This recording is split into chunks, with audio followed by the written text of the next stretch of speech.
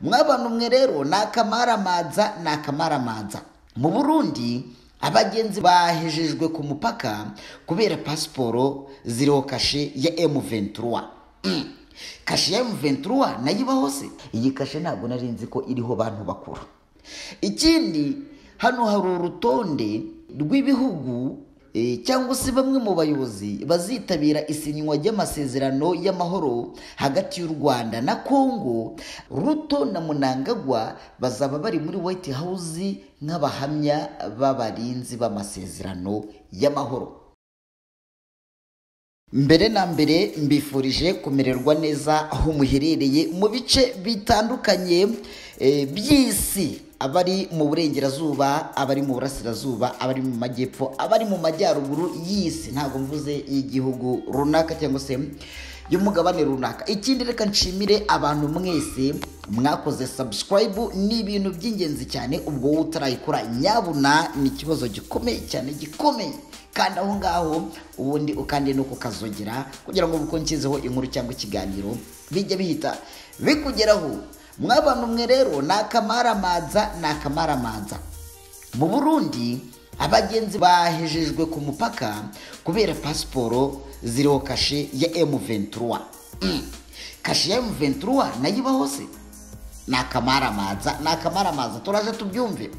Ikindi hano hari urutonde rumeze gute?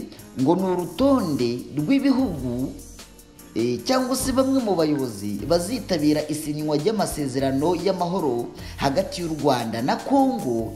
Amasezerano azasinyirwa i Washington. Ayo ngayo niyo makuru ngiye kugukoza, niyo makuru tugiye kugarukaho. Wowe upfa kuba warakoze subscribe nta kindi. Ubundi rero nguhaye ikaze.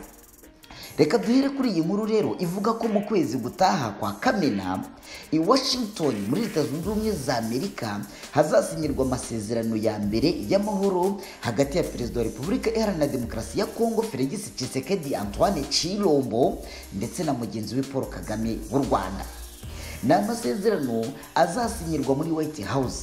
Akazaba hari n'abaperezida barimo Donald J. Trump nk'umuhuza, akaba n'umwishingizi w'iki gikorwa kizaba ari igikorwa cy'amateka. Kugeza ubu rero usibye ba Perezida Kagame na Tshisekedi na Trump, hari n'abandi bayobozi byamaze kumenyekana ko bazitabira umuhango wo gusinya ari amasezerano ashobora gushyira iherezo ku makimbirane yo mu burasirazuba bwa Kongo, aho ingabo z'iki gihugu zirwana cyangwa se zirwanira n'inyeshyamba zo mu mutwe wa M23.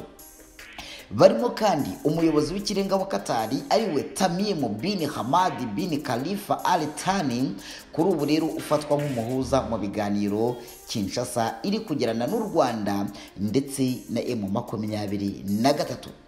Barimo kandi Perezida Faure Nyasimbe wa Togo uhagarariye umuryango wa Afurika yunze ubumwe mu biganiro byo guhuza u Rwanda na Kongo. Hakaba harimo Perezida William Ruto wa Kenya, kuri ubu uyoboye umuryango wa Afurika y'Iburasirazuba, ndetse na Perezida Emmerson Mnangagwa wa Zimbabwe uyoboye SADC. Hanyuma rero Ruto na Mnangagwa bazaba bari muri White House nk'abahamya b'abarinzi b'amasezerano y'amahoro. Bikaba biteganyijwe ko ba Minisitiri w'Ububanyi n'Amahanga yabo wa Kongo ndetse n'u Rwanda bazabanza kujya Washington mu byumweru 3 biri imbere, aho bazagirana ibiganiro byimbitse byo kunonosora ibikubiye mu masezerano ndetse no gukemura ibyo batumvikanyeho kugeza ubu ngubu.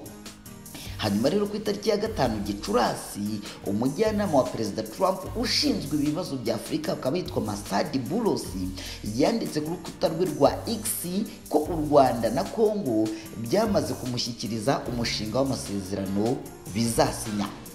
Uyu Masadi Bulosi ku rukuta rwe rwa X yagize ati: "Ndashima umushinga w'amasezerano twakiriye uvuye Kigali n'i Kinshasa.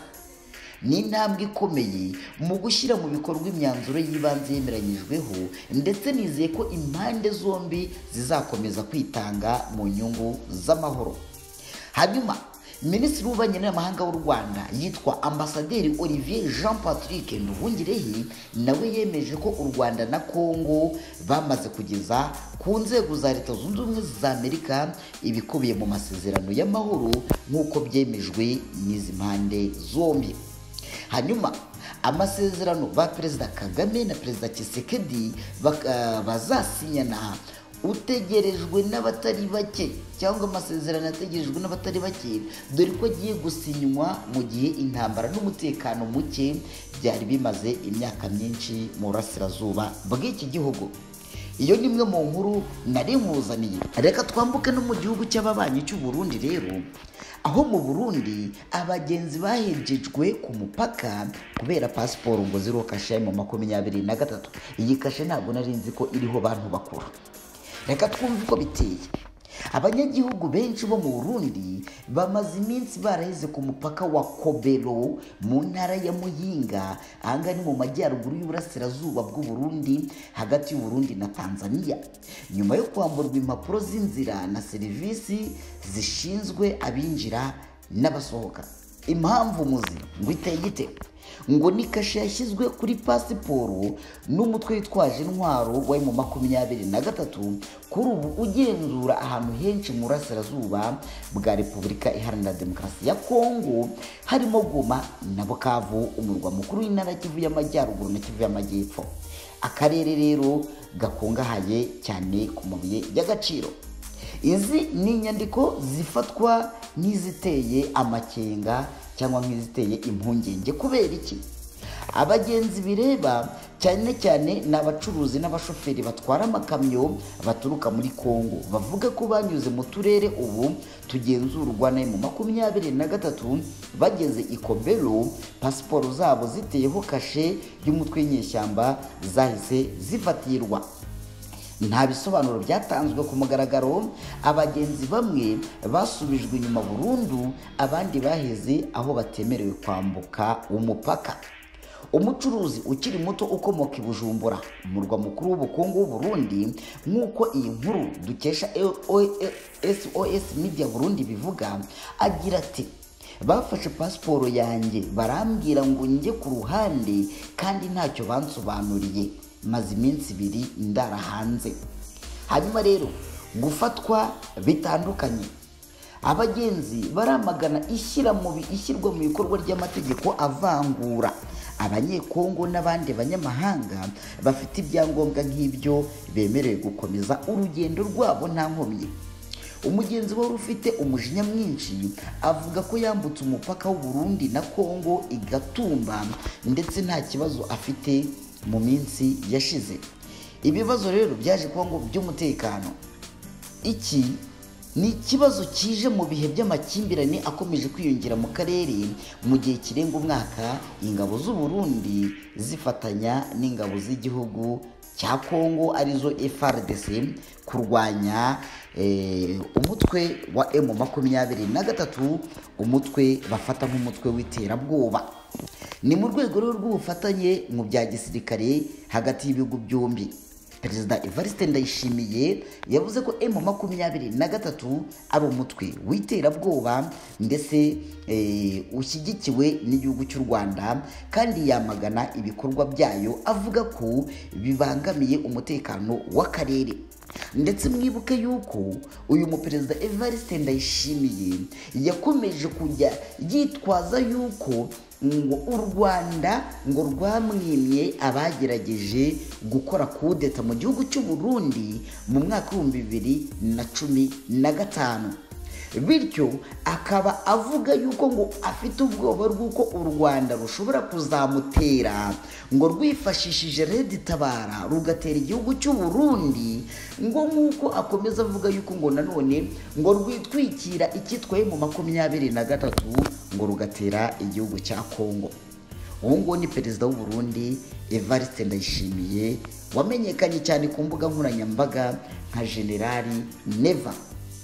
Ayo ngayo rero namwe mu makuru narinje kugukoza hari imihanda, ariko mu rwego rwa diplomasi ngira ngo wabyumvise, hano abarundi ndetse usibye n'abarundi na bamwe mu bantu batari abarundi ariko banyuze ku mupaka cyangwa se baturutse muri Kongo mu bice mu 23 igenzura, ubwo ni ibi bice byose by'umwihariko biri mu mujyi wa Goma n'uwa Bukavu, kwinjira mu bindi bihugu by'umwihariko iki gihugu cy'u Burundi ngo ni sakirireje, ni sakirirego, kubera ko pasiporo zabo ziteyeho kashe ya M23, bityo akaba ari abagenzi benshi rero bahejejwe kuri iyi mipaka y'u Burundi ndetse na pasiporo zabo ziramburwa cyangwa se zirafatirwa.